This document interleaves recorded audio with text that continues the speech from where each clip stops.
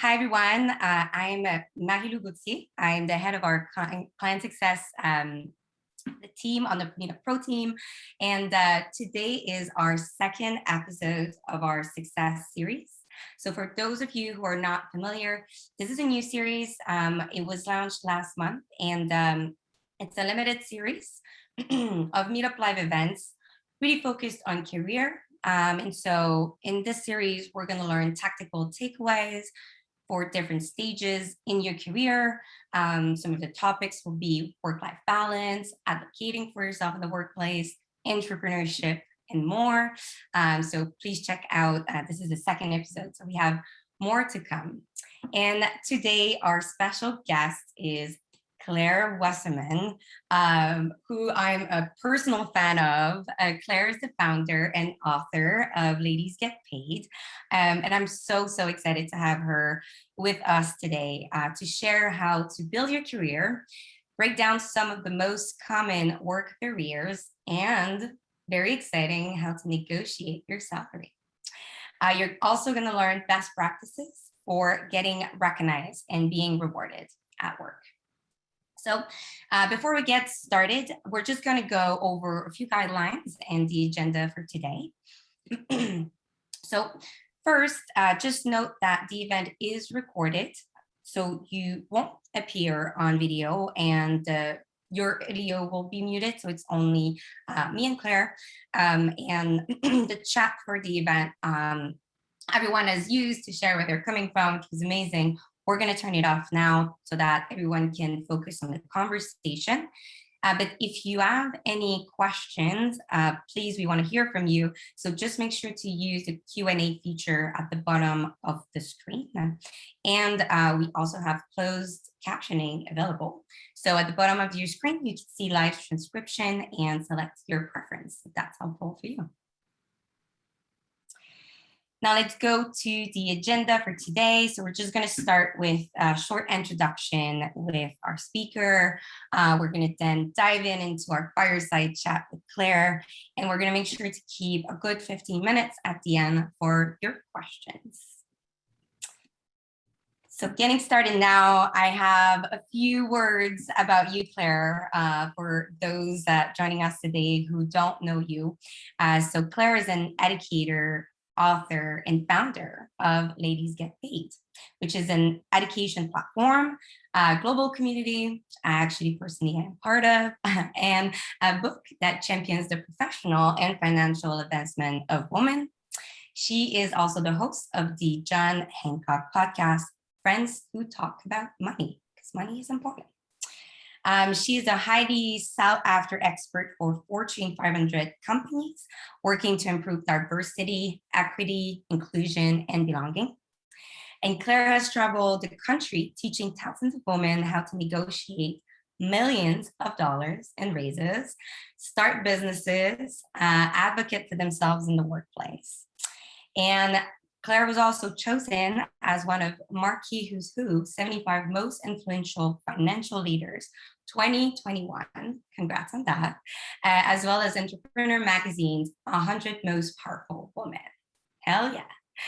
She has spoken at places such as Harvard Business School, Facebook, NASA, United Nations, and she even appeared on Good Morning America and the New York Times, among others. Claire's book, Ladies Get Paid, is available at ladiesgetpaid.com/book and wherever books are sold in the world and around you. You can also learn more about Claire at clairewasserman.com and also follow her on Instagram. I believe all this will be shared with you as well later in the chat. Claire, welcome. Thanks. Thank you. I just want to say, my God, I'm looking at the chat. We've got Romania, South Africa, India, pretty much every state in the United States. I mean, this is wild. So congratulations to all of you for coming. You all really care about your careers and your money, and I'm so excited to be here. We are so excited, and let's just get started. Let's jump in with first question for you. So I know you started, your career kind of working as an employee at various companies. decided to need that and just become your own boss. And, as I mentioned, so you founded Ladies Get Paid. So can you share a little bit about why you decided to do the move and why you decided to start this organization? I started Ladies Get Paid because I was very angry and frustrated because I was reading about these horrible statistics around women and work and money. We've got the wage gap, leadership gap, investing gap, funding gap. And the more I read, the angrier I felt. But the question was, how can I as an individual possibly combat something that is that systemic, right? And that overwhelming? Didn't do anything for a year. Then a girlfriend came to me and she said, Claire, I just recently discovered that I am getting paid less than my male counterparts. And she was a freelance art director. But for her, it actually wasn't discrimination. It was because A, she didn't know what to charge. And B, she didn't know if she was worthy of charging more. And she said, should we get women together to talk about this stuff? And I was working for a company at the time that helped match people for work. And I got 100 women to come together. And I said, what is its power, right? It's our value, it's life. And it was out of that conversation that I had kind of two aha moments. Number one, we carry a lot of shame around our money and around our careers, and we don't talk about it. And number two, that everybody wanted to know about negotiating their salary. And that was a first step that as individuals we could take to close at least our own wage gap. Long story short, and this was in 2016, I invited everybody to a Slack group, started finding career coaches, hosting them. We've got 100,000 women now since 2016 and more than 2 million messages exchanged on Slack. So I was not wrong in thinking there was a real need for this. That is just mind-blowing. That's incredible. And really congrats on galvanizing all those women to get together and to really address those tough questions. Can you share, that transition? How was it like? What helped you get through?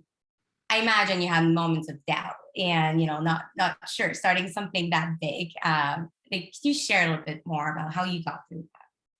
I think most entrepreneurs, or even all of us, it's like mostly doubt and then moments of where you feel good, as opposed to the other way around.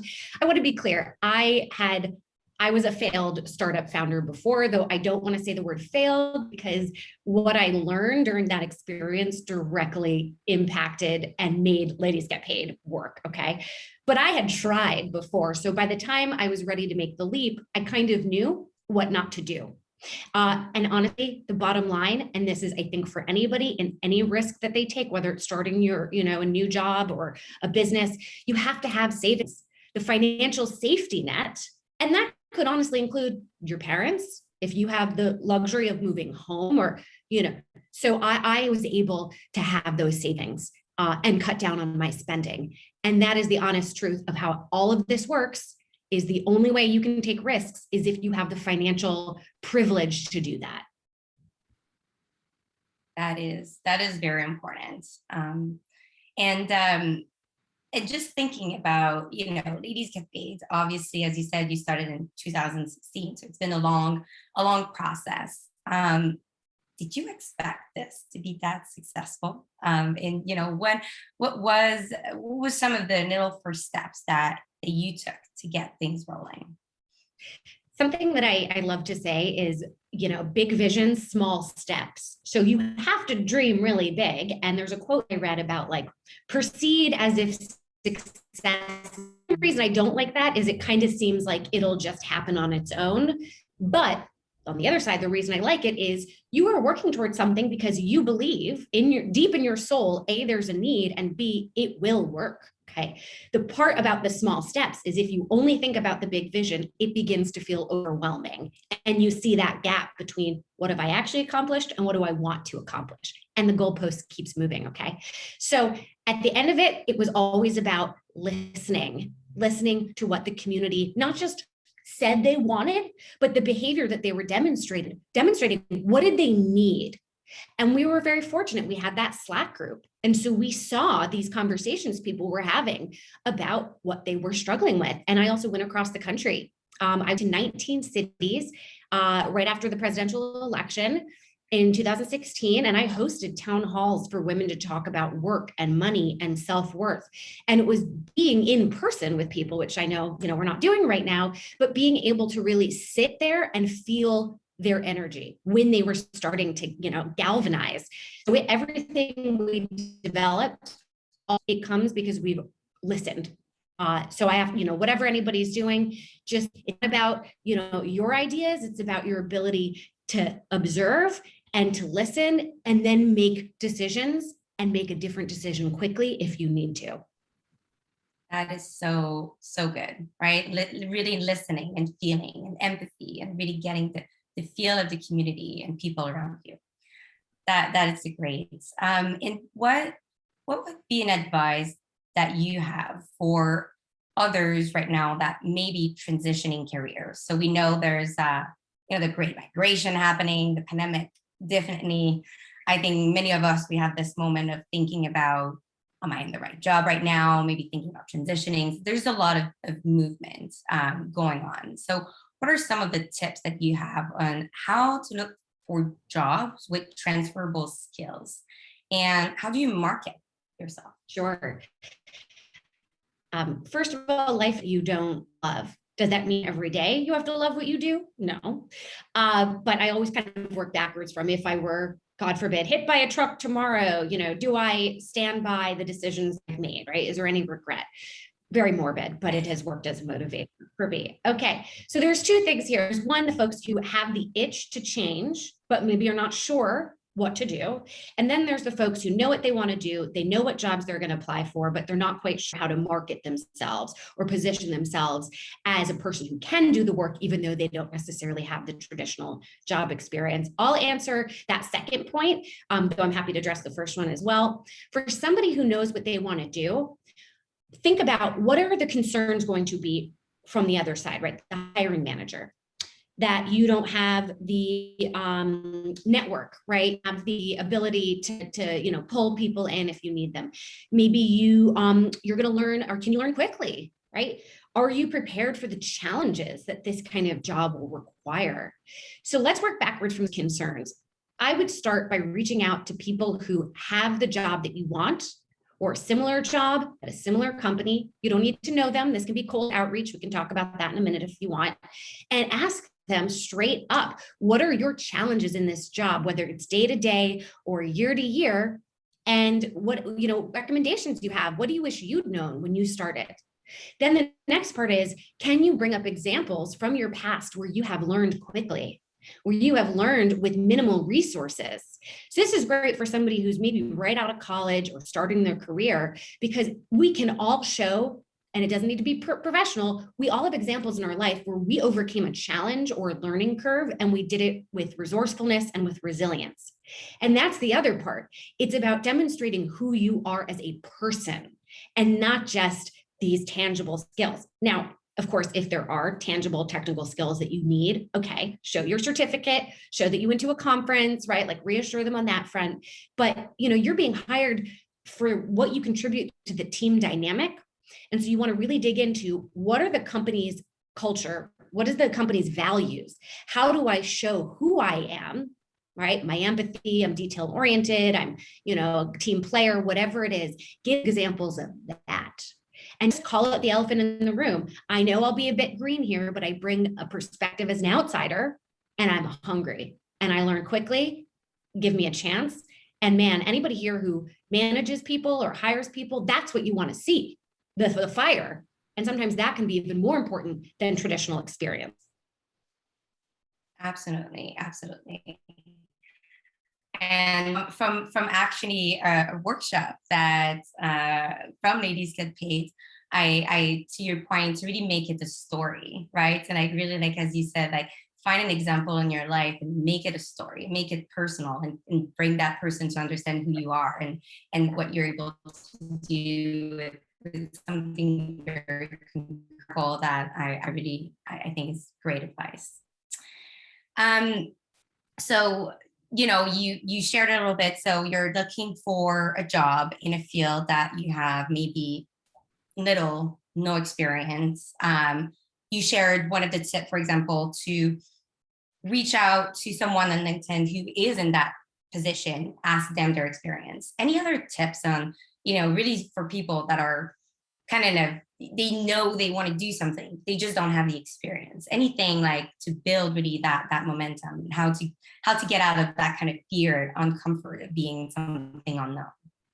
If you are not getting the opportunities you want, then you must create those opportunities.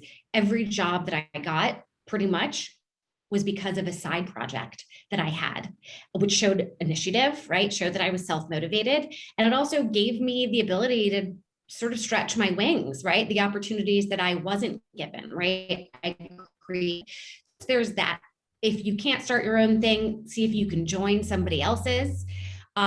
You want to dig into the impact that you've had. So it's not just about here's what I did, but here's what happened. Here's what I learned. That's huge. And it's networking. I've never even heard back from a cold application. Okay. When I applied online, I guess I wasn't very good. Okay. Everything I got was through relationships. I've got a great chapter in the book all about networking. The key, just very quickly, the key to networking is to connect other people. Okay. Connect other people. And we should all do that, for each other. Okay. And because you may not know the right person to talk to who can give you advice, chances are, somebody who knows somebody, or somebody who knows somebody who knows somebody. There's a whole etiquette to the way that you connect people, which again, we could talk about, but it's like build the relationship so you can then get advice about how to get into the company. You can get, people who advocate on your behalf. When you go and apply, you have somebody who goes, I can vouch for this person's character. And the other thing that's been very helpful in my life and in getting opportunities, come with ideas, research, and then say, I'd love to pitch you on an idea I have for how the company could make money, or how this, again, do your research, talk to other people, but if you love your idea, then they'll want to buy your idea, right? And part of that is, of course, hiring you. Absolutely. And the Natives Get Paid Slack channel is such a good place to start. So some channels are really just opening up and just being, vocal about what you're looking for, who you're looking to connect with. And, by sharing that out to the world, that's when, you can really connect. Talking about, now interviews, because, we talked a little bit about applying to jobs, and we all know how, scary, gives anxiety, nerve-wracking interviews can be. What do you do, or what tips do you have for calming interview jitters and really showing your best self version at an interview? Just be prepared with what you'll say for any question that you're going to be asked. And there are, you research this, write it all out. Don't just practice in sort of responding, by like this, like really write out your story and edit it down, but don't try to memorize it. Because when you try to memorize it, I feel that you're putting pressure on yourself to be perfect. Okay. So it's really just about reminding yourself, I've anticipated all the questions that I could get asked. And guess what? If they ask me something that I don't know the answer to, and I don't quite know how to respond, you can always say, you know what? Give me a moment, or I'd love to get back to you. Like, I want to be thoughtful in my response. So it's how you present yourself and not just sort of the way that you respond. So I would say preparation is key. And then the other part is when you do practice, really notice in your body, when do you start to get nervous? When does your heart start to pound? Your palms are sweaty? What trips you up? And just say to yourself, you know what? It probably is going to happen. Okay, probably going to happen. And you know what happens then? You've accepted it. You won't be afraid when it happens. You won't be mad at yourself. You've anticipated this. The other thing is, and this was game-changing advice given to me, is that instead of thinking I'm nervous, really think about you're just excited. You're excited. It's the same kind of fight or flight, adrenaline rush that excitement is as nerves are. Okay. So just kind of convince yourself.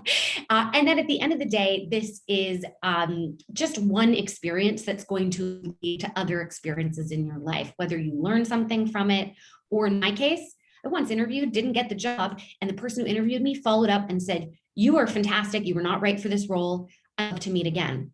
and that person became a bit of a mentor. So you never know what's going to happen out of this. And so really just go into it, be present, have fun.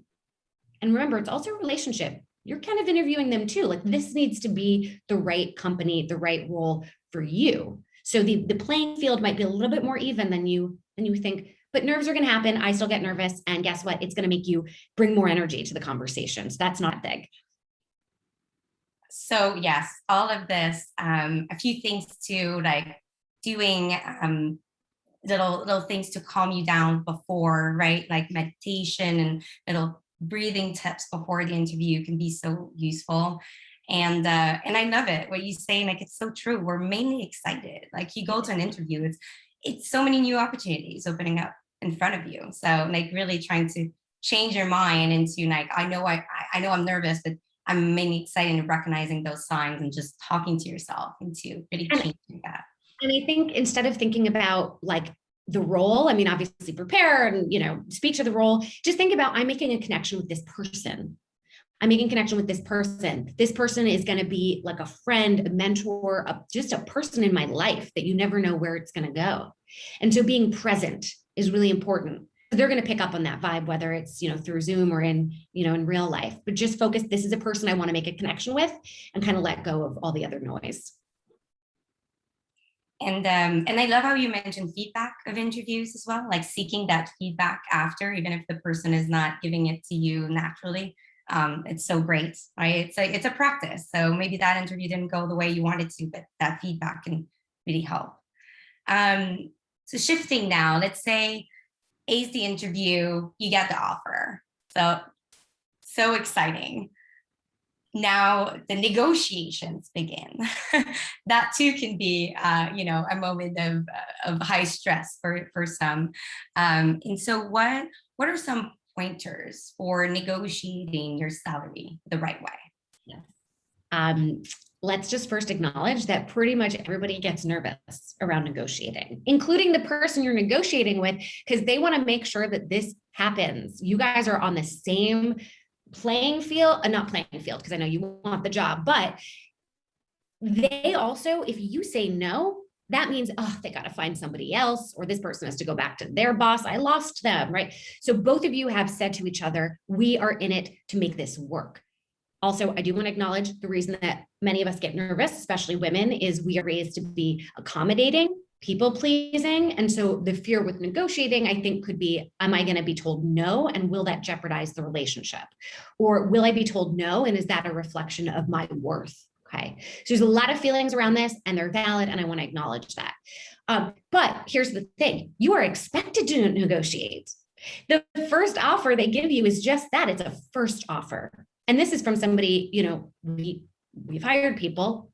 We expect that they will negotiate. And so every single company has other numbers that they're prepared to give you, which means you need to have other numbers prepared to sort of go back and forth with them on. So you have your high number, of course, but maybe two other numbers that you could be negotiated down to if it gets to that point. So at the end of the day, I think it's not whether or not you negotiate, it's really how you do it, how prepared you are, and your willingness to give up something to get something. And that's the same thing for them. If you try and they say no, then at the end of the day, it is your decision whether or not this opportunity will work for you in your life, in your bank account, in your goals. And we can talk more about negotiating. Just there are so many other things besides money that we can and should negotiate. It's called full compensation, flexibility, career development, right? Paying for you to take a class or buy that. Gas money if you're driving, MetroCard if you're taking a subway, really a commission, just Google full compensation. You will see so many things. I think you're going to be able to get some other stuff from them, because then it'll make them relieved that you won't walk away. They're prepared to give this to you. You have to be the one to ask for it. So true. How often are we some of us just the number, but it's true that compensation is so much more than just the salary. There's so much more to take into account, and really feeling like you start a job if, you know, if maybe the salary wasn't as high as you wanted, but then you get all those other benefits, maybe extra vacation, maybe, you know, like like knowing that you're going to get some sort of wellness perks. Like there's so many other things that can make you feel very good. And for the company as well, maybe they don't have that budget, they have other aspects they're more flexible on. So I love that reminder to Yes. really think more broadly and being creative.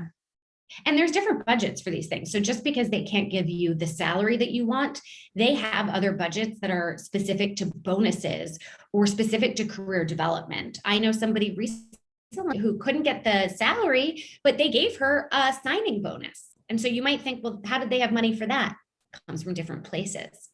So I also think just come in really, really prepared, know the number that you're asking for. And that goes back to talking to real people. Don't just stop at Glassdoor and PayScale. That's what oftentimes we do when we're researching. It's really about connecting with folks that have similar jobs to you, similar companies, and asking them straight up, not necessarily how much you make, because that can be kind of uncomfortable, but here's research that I did. Am I off base? Would you be willing to share? This is going to help all of us do better. And, you know, also there used to be a law in America that you could not ask other colleagues how much they make, right? Like you could be fired for that. That law does not exist anymore. And the reason for that is the power we tell people about their real salaries. So that when you go in and you ask for yours, you feel confident that you're not just pulling it out of the sky. You're not asking for too much. So this, you know, it's a holistic conversation. And I would say just really know the impact that you have at your company. Because if you just talk about the work that you did and that you worked hard, that's not enough. It's about how did I make money for the company? And it could be indirect. It could be that you saved time, right? Saved resources, did multiple people's jobs. Saved time is saved money. So making that case is going to be a lot stronger than just saying, I deserve it. Love that. Okay, so we discussed transitioning to a different career, you know, landing a new job, negotiating your desired salary. Now let's talk about when you're facing certain barriers at your dream job. So, you know, a lot of people with the pandemic, with so many things on a personal level that happened in the last year, you know, all the climate changing and everything, like the war climate, sorry, the pandemic, everything changing. So a lot of us are feeling burnt out. And how do you deal with burnout and to regain that motivation? Oh man, this is coming from somebody who has very much dealt with burnout. You have to be able to see the warning signs. I think too often we deal with burnout after it's happened. And that means we're then spending a lot of energy, dealing with trying to get back on the horse. Okay. So if we can see some of the warning signs, okay, we can address them. I also think developing some sort of everyday practice, seeing when does my energy get depleted? For me, every 3.5, 4 hours of staring at my computer, I burn out. So instead of pushing myself through it, I already have scheduled, I'm going to get up and I'm going to go outside. I'm going to put up an away message. I'm going to set some boundaries. Okay. That's huge. Anything that's small and can be done consistently, which also means maybe it's not expensive. That is what's going to work as opposed to burnout, vacation, burnout. I mean, unless that's working for you. So just find those small moments and see where maybe you need to set some boundaries. That's just been huge for me. Yes, you know, it's been a big year, and I think it's so important to take care of our mental wellness and just be more aware of what our boundaries are, and especially working from home, or you know, like it's just so important. So I love this, that the daily reminder to really take care of ourselves. If it's something that can be did pretty easily versus something that is much more systemic or foundational. Okay. So are you in maybe the wrong job, the wrong company, the wrong relationship? There's only so much you can and should do. to rectify that. Okay. So that's a different story than, every 4 hours, my brain goes to mush because I'm just staring at a computer screen. So if we all can find therapists or other people who can support us, coaches, etc., it's just hard to do this on your own because we're just too close to ourselves.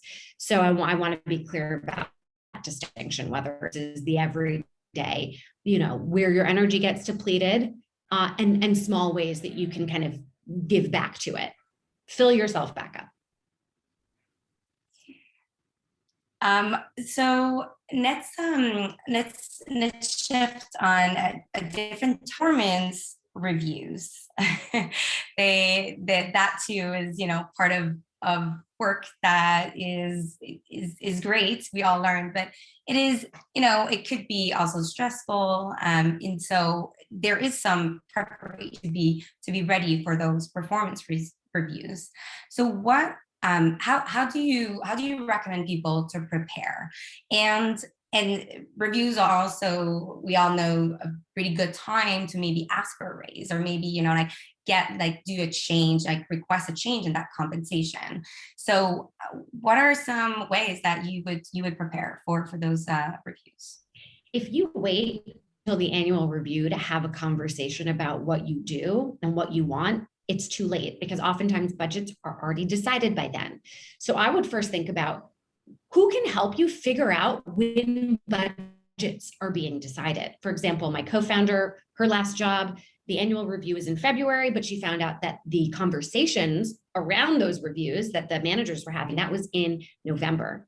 Around that time, she started to have talks with her manager about her desire to grow, be a leader, wanting to go over her impact at the company. She had a good relationship with them, so she was transparent. I'm curious if you have guidance for me around understanding my compensation. Forwarding wins, right? Like something great happened, let them know immediately. And the reason that that's not bragging is you are helping the manager know that they're successful, because their success is contingent on their team's success, and they're moving quickly. They may not fully be aware of kind of the scope of what you do and the successes that you have. So informing them is a benefit to everybody. So I would say really ratchet up those kinds of conversations around the budget time, sending an email with a recap. Hey, my greatest hits of the last 2 weeks. I got great feedback from this person, or I saw a change, in my teammate because I developed a system that was more productive for us to communicate, anything. And it doesn't even need to be in your job description. So keeping them aware of that, also knowing exactly what they need to see from you in order to be successful. So how do they define and measure success? Because sometimes, or oftentimes, we just work really, really hard. We try to do the best we can, but we're not quite sure if we're doing it right. There should never be an unknown. They should have explicitly told you, here are my expectations, right? And if they haven't explicitly told you, you can explicitly ask. And it's not about bothering them. It's about, I want to make sure I'm hitting this out of the park. The thing that I love about this expression of I want to grow, I want to be a leader, that to me is code for getting, promotions and raises. So see if you can even shadow somebody who is at the next level. People have a willingness to share if you express a curiosity and a desire to support. So you have to also always say, how can I help you? And even if there is no way you can help them, just even offering is, always appreciated. But again, impact of the work, not just the work that you did. And if you're not clear about how you make the company money, my challenge to you is, how are you going to figure that out? I would say out of this conversation today, that might be the most important thing we can all do, besides expanding our network, is really have a great understanding and a specific understanding of your place in the organization and the bottom line, and how that's associated with the work that you do. Because last thing I want to say, though, and this will help shift, I think, people's mindsets who are a bit nervous. When you go in to ask for more money, imagine that you are an LLC. You're a business. And the person you're asking for money, your boss, the company, they're an investor. When you go and pitch your company for investment, if they give you a yes, it's not because it's charity or a favor. Investors invest in companies because they believe they will get a return on their investment. Basically, they want to know, how are you going to make money for them? It's the same thing when you ask for a raise. so true. I love that. I love that. And I really love this your suggestion of, sharing your wins and repositioning it as a team win. So if you're like me, I don't really like to brag and I don't, I get a compliment. I'm like, no, but really to position it as, hey team, here's what we did. And like really make it about, like it's a win, it's like an impact and making it about team and like about the manager as well, who like, like help you through that. I love that. So it's like really just like a nice way of just sharing those wins and very getting that energy also. Just to make sure you still use the word I, because you don't want to give away your wins to other people. So something you can even talk about is your contribution as the teammate. So this sort of goes back to when we talked about position yourself for a job you've maybe never done before. It's how did you as a person, right? Your characteristics, whether it's, the teen cheerleader, you're a mentor to other people. If you in any way have contributed to the company culture, talk about it. Because what you've done by contributing positively to the company culture is you've helped make this a company that is a happy place for people to stay and a happy place for people to come to. And it is expensive for companies to retain and to attract talent. I should know, I used to work in the space, okay? Big budgets for trying to keep and find amazing people. So if you are somebody who helps that, whether you run an employee resource group, or again, you're a mentor, it doesn't need to be formal, but you share knowledge you have about how the company works and you kind of, bring people under your wing, that is helping the bottom line. So just get creative in telling that story. And of course, reference the team, that you're a team player, but don't give too much of your power. Great advice. Now that we talk about the reviews and really how to build really just building your case all year long and having that in the back of your mind and always elevating. Going to my next question is how does one build relationships with senior management? Because that's also kind of one of the way that you can market yourself within the company. You want to network with your peers, but also with senior management. And what can you do if you are someone who feels maybe more insecure, or you don't work with them directly, or you're more introvert? What are some mind shifts or tactics that we can all use to reach that level of networking?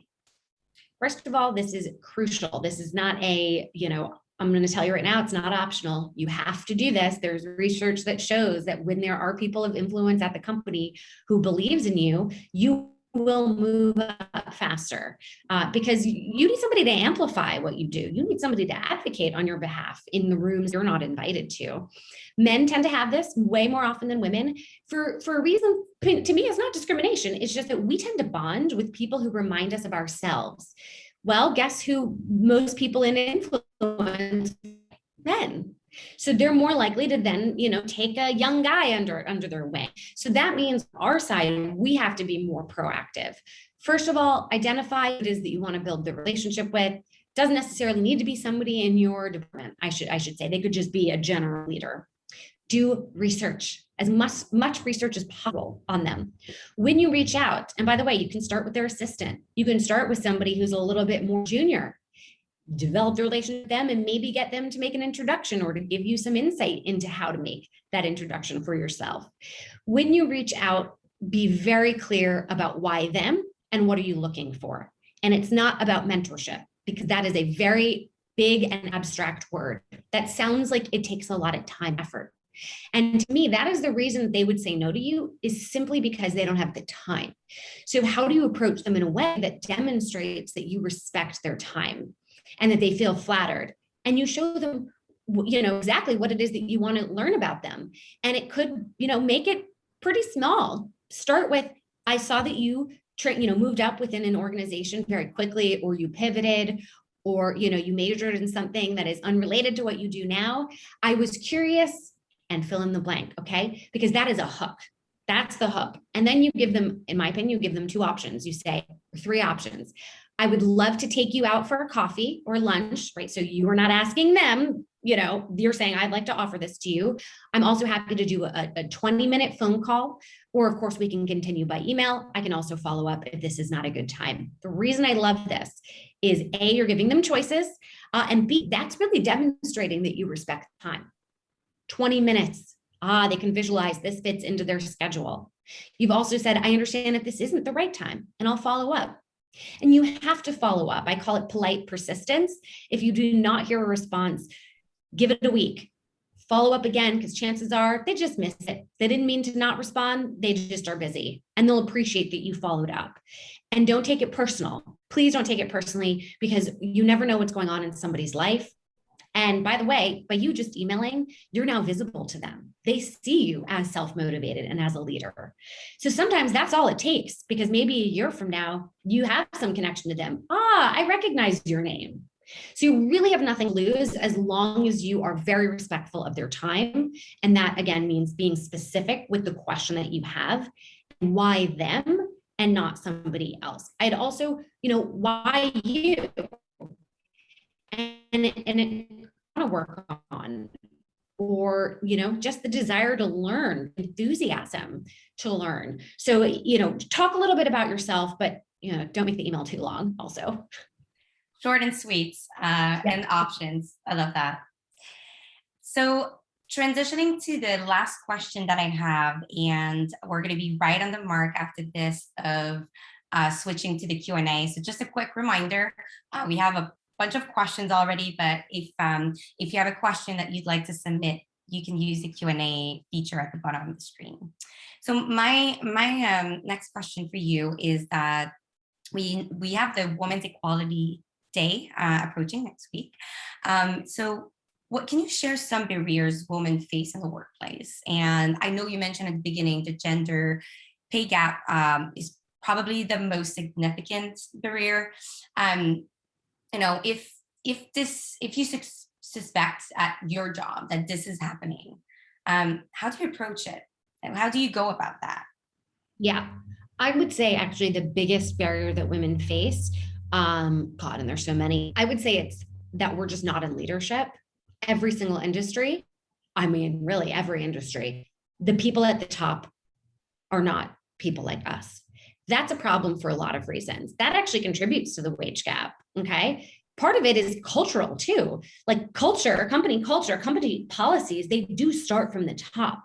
And great policies that would really help close gaps, wage gap, leadership, et cetera, are things like better paid family leave, which men understand, but women, since we're the default caretakers, many of us, at least in America, we then bear the brunt of doing things outside of work that we then don't step up. We don't have the path to move forward.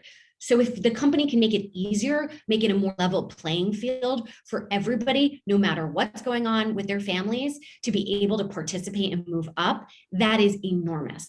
So I would say leadership, getting into leadership is so, so crucial. And that's part of it's on us that we, apply for those jobs, we raise our hands, we create those opportunities, but it also really is on our companies to do the right thing, which, by the way, it's not just the right thing for fairness, it's the right thing financially. It's proven that companies make so much more money when they can keep their employees, okay? Their employees are then more productive because they're happy. And remember, being productive makes ability to get more done and to do it in less time, saved money, okay? So this is, again, don't just think this is like a favor or a woman thing. This is really about everybody is doing better to make more money. Now, I do want to also be clear. The wage gap itself, it's a bit complicated. It's also straightforward. There's a number of factors that go into it. In large part, the wage gap exists because women tend to be in hourly roles, in retail service caregiving roles, and those are compensated very minimally. And those roles tend to be women of color. So I'm not talking about, if you've got two white women in corporate America, or women, and men in corporate America who are white, there is a discrepancy, but it is not as much as women of color who tend to be in these roles that are hourly or within industries where, as a society, we've just decided we're going to pay teachers less. We're going to pay nurses less. So that then begs the question for all of us is why? Why have we decided this? Is it because those roles are held by women? So this is where I say it's complicated, but also it's exciting, because if it means there are a number of factors that contribute to these inequities, that also means there are a number of ways that all of us can help close those inequities or rectify those wrongs. So that's where I kind of keep the hope alive. By the way, everybody, now is an amazing time to make a move, a company or a role that you want. I've talked to some of the biggest employers in the US. They are hiring like crazy. They're also seeing people leave. So go for it. Go for it. Whatever it is that you want. You literally have nothing to lose, in your own career if you don't go for it. So hopefully that, gave some folks a little bit of positive energy right now in a time that's really difficult. Yeah, it's a big problem, and I know how you see it in a positive way ultimately, but all the positive ways that we can solve it. So I that's one thing I will take away from that response. All right, so we're going to move on with questions from attendees, and so many people join us today. So really exciting to see all the questions coming in. So we mentioned the Slack channel, the Ladies Get Paid Slack channel. Is that, can anyone join? Can we share it so that more people can join? Anybody can join. We welcome anybody and everybody. Listen, I started Ladies Get Paid for Ladies, right? Obviously with the day, but we all need to be part of this movement, and every single person wants and should do better in their careers and get paid more for it.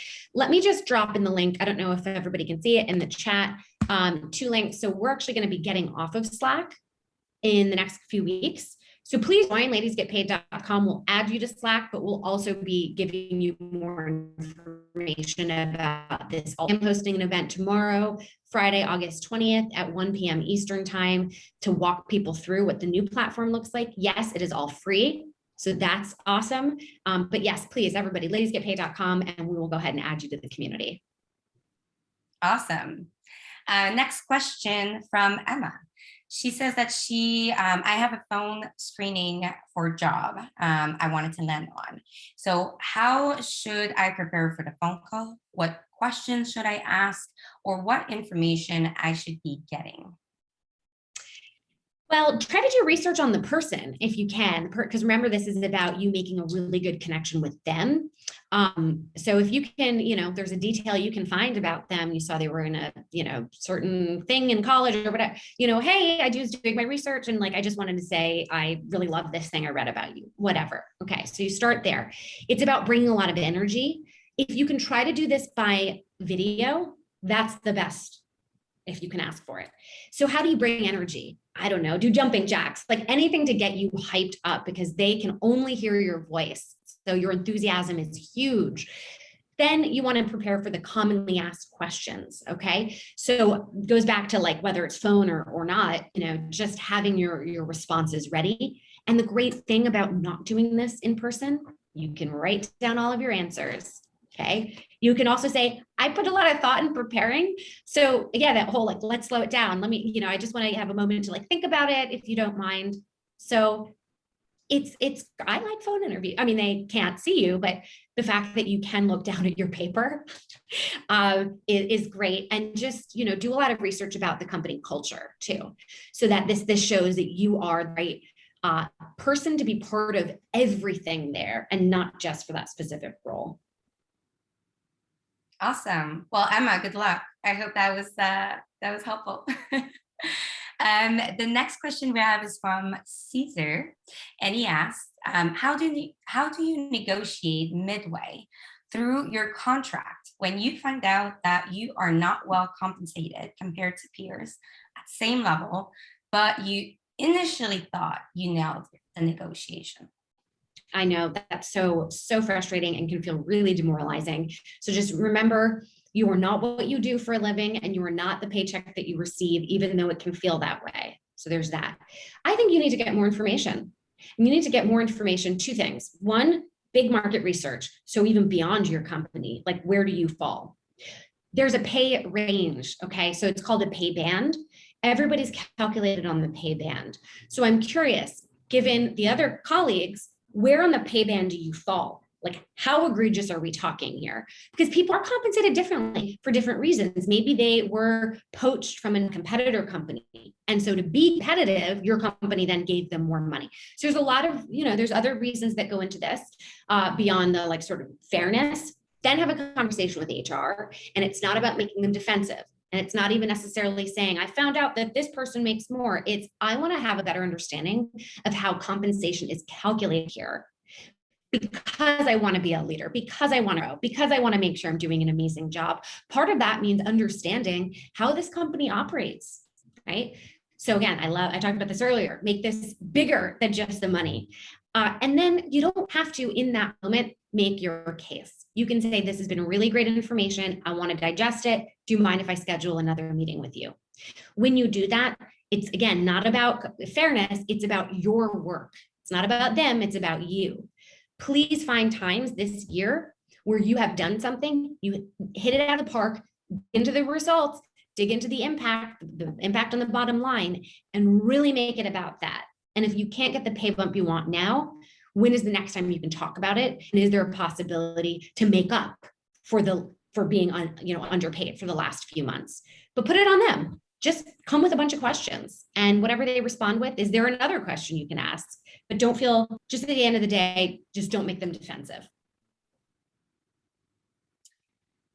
Great. Yeah, that's a very frustrating situation. So hopefully those tips will help out. Emanuela asked, we talk about, burnout. So she says, what if you're already burned out and can't seem to recover? She says that she's been like this for 5 years. So I'm sorry to hear that, Emanuela. That's a long time. I think, I'm not a therapist. I would venture to guess you're probably depressed, which I have definitely been in my life. I don't want to preach about taking medication. I've talked about that before. And it's interesting, in the US, a lot of people say, oh, great, talk about, the antidepressants you're on. And then I gave this talk in Copenhagen and everybody was horrified because I seem so American to talk about pharmaceuticals. So I'm very careful about that. But for me, I was able to create Ladies Get Paid because I really took care of my mental health. And it wasn't just about burnout. It was really about my self-esteem. Was I going down a path that made me come alive, right? By doing the work that would allow me to, really tap into my strengths. So I would really dig into that stuff first. And I think burnout will take care of itself. So I would, don't be afraid to ask yourself the big questions because again, life is too short for it. And there's only one person like you also. And I don't remember the quote. I think maybe it was Oprah. It was like, the gift that the world is just waiting for you because there's nobody like you. And so your gifts will be unique and special. So it's finding out what those are. And then there's the take care of yourself, the self-care, the getting enough sleep. This is going to sound really silly or funny. Let me show you something real quickly. See this big water bottle? Okay. This is not going to take care of depression. Let me be clear. This will take care of your dehydration. This is game changing. I am not so tired anymore. And all it takes is drinking one of these.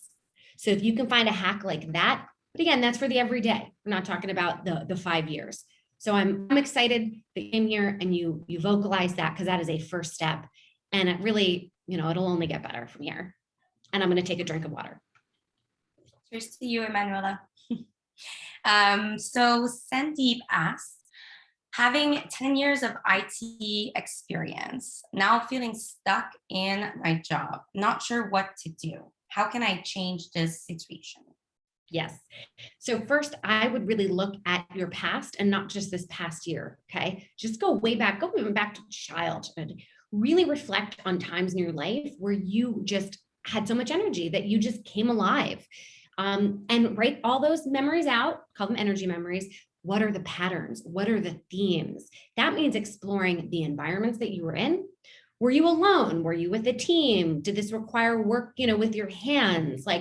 All of that, because those are clues that you can then stitch together to find the right place to do the kind of work that makes you come alive.